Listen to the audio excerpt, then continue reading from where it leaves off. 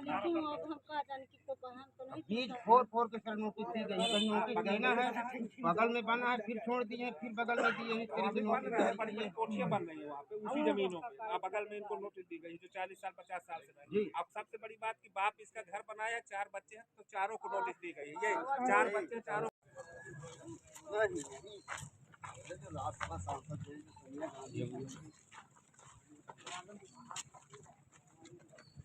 विद्यालय के नाम है, स्कूल के नाम बनवाया, खरीद के पत्नी से ट्रांसफर करके इसको भी सीज कर दिया। ये नंबर भी मेरे नाम था, doctor Ram Manohar Lohia junior high उसी में अटैच होगा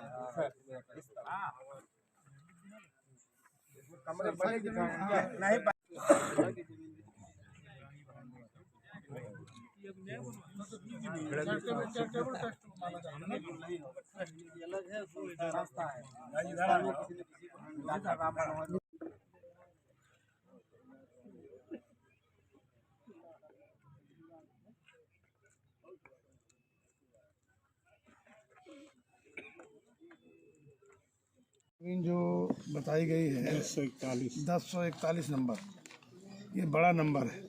इसमें स्कूल ही बना है 4.5 बीघे लगभग रकबा इसका, और इसमें बहुत से मकान बने हैं। अगर चारागाह की ज़मीन खाली कराना होता, जब मकान बन रहे थे तब प्रशासन कहाँ गया था? 30 साल 40 साल पहले इन्होंने जिसने मकान बनाया होगा, मकान दूसरे से खरीदा, और भी मकान बने हुए हैं।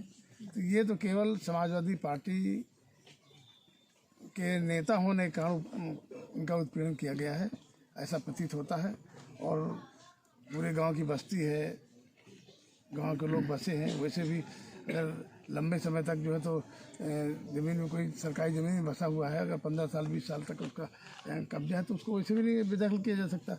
अगर बेदखल करना है तो उसका बकायदे कोर्ट से नोटिस होता है कि प्रॉपर उसकी एक शिकायत होती है कि आप इतने रकबे में, इतने गुणे इतने रकबे में आपका अवैध मकान बना है, इसकी ज़मीन है, आपको क्या कहना है।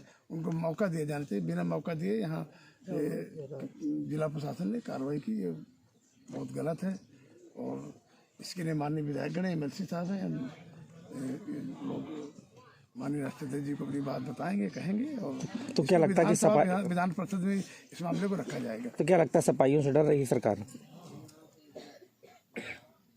सपाइयों से क्या डर रही है?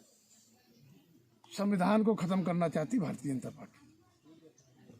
जो परम पूज्य बाबा साहब अम्बेडकर ने दलितों को, पिछड़ों को, गरीबों को पढ़ने लिखने का अधिकार दिया था, उनको अच्छे मकान में रहने का अधिकार दिया, अच्छे कपड़े पहनने का अधिकार दिया था।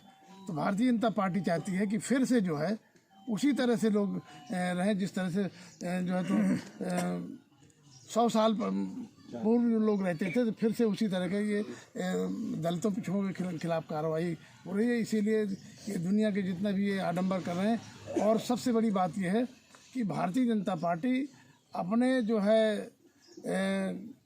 उसको छिपाने के लिए, कि बेरोजगारी का मुद्दा छिपाने के लिए, कहीं नौकरी नहीं दे पा रहे हैं, महंगाई के मुद्दा भी छिपाने के लिए, जो अन्य अत्याचार तमाम हो रहे हैं उसको छिपाने के लिए कोई ना कोई नई ऐसी कार्रवाई, छोटी मोटी नई चीज़ पैदा कर देती है जिससे कि लोगों का ध्यान उधर जाए और मेन जो मुद्दा महंगाई है, बेरोजगारी है, और जो भारतीय जनता पार्टी जिस तरह से कर रही है उसकी तरफ न जाए। ठीक सर। ये जितनी भी कार्रवाई हुई है वो असंवैधानिक, न्याय संगत नहीं। एक आदमी के ऊपर कोई ऐसा मुकदमा तो नहीं था मोहन यादव के ऊपर जिस मुकदमे में डकैती के मुलजिम हो, गुंडा टैक्स वसूलने के मुलजिम हो, ये कोई ऐसे मुलजिम हो कि किसी को धमका करके किसी की ज़मीन लिखा लिया हो, गुंडागर्दी करते हों। 107-17 के मुद्दे, 1 से 51 पे चालान, इस तरह के मुकदमे तो पुलिस लिखती रहती है जब भी चुनाव आता है। और प्रधान रहे ये 15 साल तक, तो गांव में जो रंजिश है, जो रंजिश मानते हैं लोग, उन्होंने इनको परेशान करने की नीयत से भारतीय जनता पार्टी की सरकार के समय इनको परेशान किया गया, इनके ऊपर मुकदमे लिखे गए। एक मुकदमा ज़रूर लिखा गया था BSP सरकार के समय, वो भी साजिश के तहत लिखा गया था।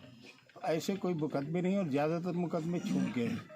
लेकिन इनको इसलिए प्रताड़ित किया गया, परेशान किया गया कि यहाँ से जो मंत्री थे, मंत्री की भतीजी इस गांव में ब्याही हुई है और वो प्रधानी में इनका कंपटीशन है, वो प्रधान भी बनी, प्रधान ये भी बने, तो कंपटीशन है।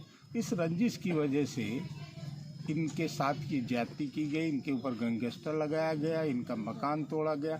अब ये जिसमें हम बैठे हैं जो नंबर है 1041, ये पूरा चारागाह का नंबर है। लेकिन पूरी की पूरी जो बस्तियां हैं गांव की, जो गांव में बसे हुए लोग हैं, वो सब ग्राम समाज की ज़मीन पे हैं। कोई अपनी भूमधरी नहीं है किसी की जिसमें मकान बना हुआ है।